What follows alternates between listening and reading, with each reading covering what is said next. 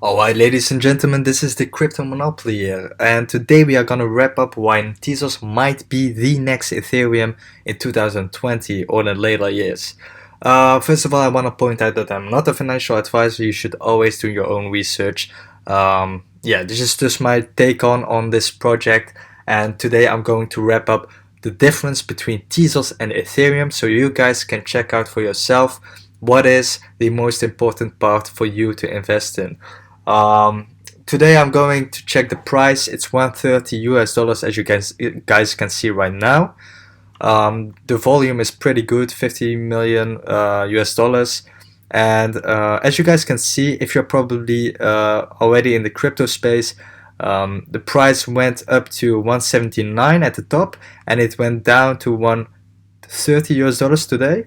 It can go much lower, 120, 110, maybe $1. You never know, but it's a healthy correction, guys. What goes up must go down. The whole reason behind this whole hype the last few weeks is because you are able to stake with Tezos on the Coinbase website, which is one of the biggest websites for cryptocurrencies, and you can earn passive income with staking with Tezos, which is a unique feature from Coinbase. So, let's get into it. Today I want to discuss with you guys the difference between Tezos and Ethereum. I'm going to use this website, blockies.com. I'm not sponsored by them, but it's a very good website for beginners if you want to know some information about cryptocurrencies. It's a very good guide website. I really recommend it to you if you are a beginner in the crypto space. So let's get into it. Ethereum and Tezos are both smart contract platforms. So they are both enable the creation of smart contracts and decentralized applications. So in that case, they are very similar with each other.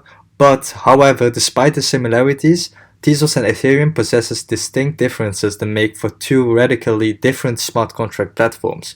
So one of the differences between Ethereum and Tezos is the governance. So as you guys can see in this scheme, the consensus algorithm is, oh no, it's not this one, sorry. This one, the governance, is off-chain, and with Tezos, it's on-chain governance. So let me guys explain you what the difference is between off-chain governance and on-chain governance. So in one way in which Tezos and Ethereum differ is in the matter that they choose to approach the issue of the governance. So the governance with respect to cryptocurrency and blockchain refers to the way in which changes are made to a protocol. So for example, let's take Ethereum. Ethereum is going to upgrade, and changes are largely dictated by Ethereum developers.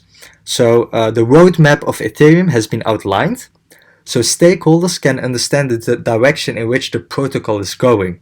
So, however, stakeholders, so the people that are going to stake with Ethereum in the future, are severely limited in the actions that they can take in influencing the Ethereum network. So, in that case, Ethereum wants to change something. So, like the Ethereum Foundation, the Ethereum developers, they want to change something in the Ethereum network, and they can do it.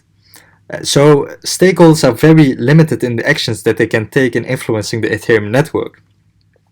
This is a very different contrast with the Tezos governance system, which utilizes a method known as on-chain governance, like you guys can see here, which means that developers can submit a proposal upgrade to the Tezos network, with token holders then having the ability to vote on if such a proposal should be implemented or not. And that's a very big difference, because that means that this system gives the token holders much more influence in deciding the direction in which a protocol should take.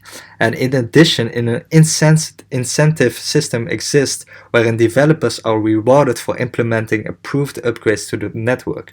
So that's a very different thing. So as you guys can understand as conclusion, the Ethereum network is off-chain. So it means that the Ethereum Foundation and the Ethereum developers have a lot of power in making changes in the protocol, whereas Tezos is on-chain governance, which means that the developers can do a proposal, but the people holding the Tezos token, they can vote based on the amount of tokens that they have. They can vote if they want to have this change or not. So the token holders have much more power in the protocol, which I think is an amazing concept. And it is more fair if you think about it. It's more decentralized, and it makes sense.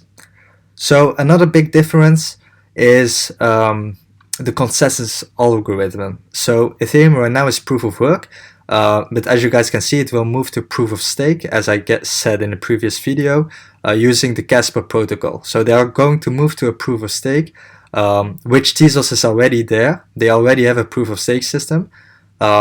It says liquid. I have no idea what it means, but I know that Tezos has a delegated proof of stake, which is very different.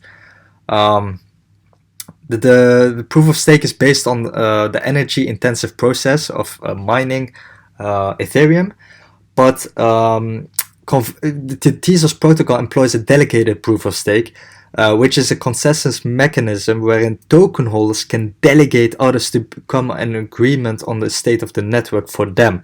So basically, they can delegate that vote power to other people or to other pool. DPoS, which is delegated proof of stake, as a mechanism proves to be less energy intensive than proof of stake. But however, it is arguably less secure in that case. What also is a major difference is also, let me see, the transaction per second. It's 40 up to 50 transactions per second, and with Ethereum it's 15 to 20 transactions per second. So it means that Tezos has way more, not way more, but like arguably more transaction per second, which is more positive. The block time is 1 minute, and here it is 10 to 20 seconds. So with Ethereum it's more fast. And Ethereum uses Solidity and Viper as a programming language, and Tezos uses their own programming language, which is Michelson. I'm not going to go very deep into that because I want to give you guys a basic overview between the differences between these projects. So I'm not a very technical person, so I'm not going to go very deep into it, but it's a very good overview nonetheless. Alright, so if you're interested in buying Tezos and you want to stake with Tezos, it's a possibility.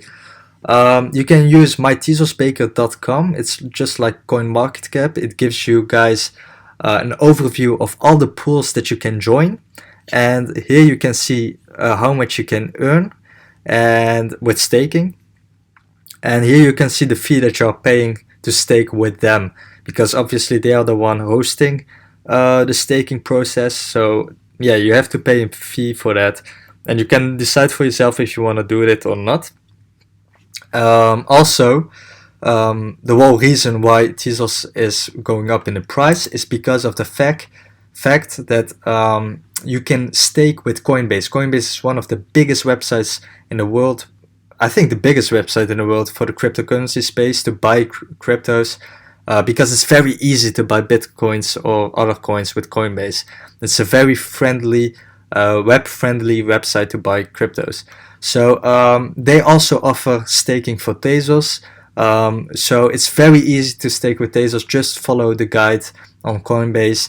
Unfortunately, my website is in Dutch, so I think only the Dutch people can read it. But in your country, if it's available for your country, you can also stake with Coinbase, which is very easy to do. And Coinbase is a legit website, so in that case, it's good to go with Coinbase if you're a beginner. Alright, so what I think about Tezos in the future, I think this might be the next Ethereum in terms of gains. To be honest, I'm very bullish on Ethereum, but I'm also very bullish on Tezos. I think it's very good for the crypto space if there are competitors, and I think that if you check the competitors of Ethereum, man, I think Tezos is the biggest competitor of Ethereum, because I think that a lot of platforms, smart contract platforms, failed. I don't think that Tezos will fail. I think Tezos will be a healthy competitor from Ethereum, and that's why I think Tezos might have a very good year next year and the upcoming years, because to be honest, it has a relatively high market cap with other coins, almost 1 billion. But I think nonetheless that it has a lot of potential in the future, and I wouldn't be surprised if it goes 50x, 100x in the next bull run, because we all know what happened in the bull run. Everything went up very high, and I think Tezos has the fundamentals to go very high. So, ladies and gentlemen, I want to wrap up this video. Thank you for watching this video. Please like and subscribe. If you have comments, please give me some feedback on how to make the videos better, how to make the information better. I really appreciate every single feedback and every single subscribing and liking, obviously. Thank you very much. I wish you guys a very good day, and I will see you in the next video.